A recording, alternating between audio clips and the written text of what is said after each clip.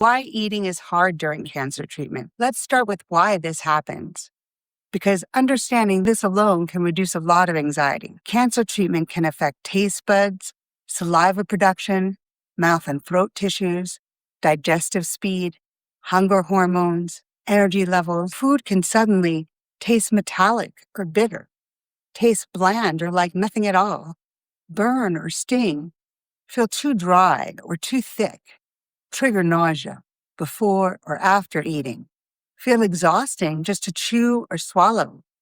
If eating feels hard, this isn't a willpower issue.